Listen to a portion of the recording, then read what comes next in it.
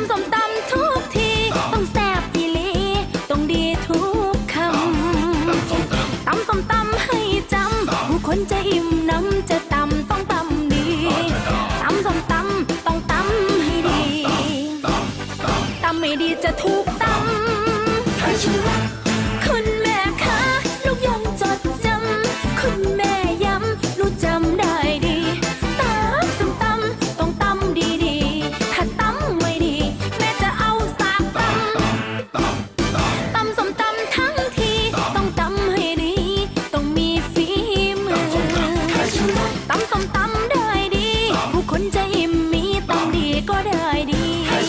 ตำส้มตำถ้าตำไม่ดีดีไม่ดีจะถูกตำคุณแม่ขาโป้หน่อยนี่เบ้อ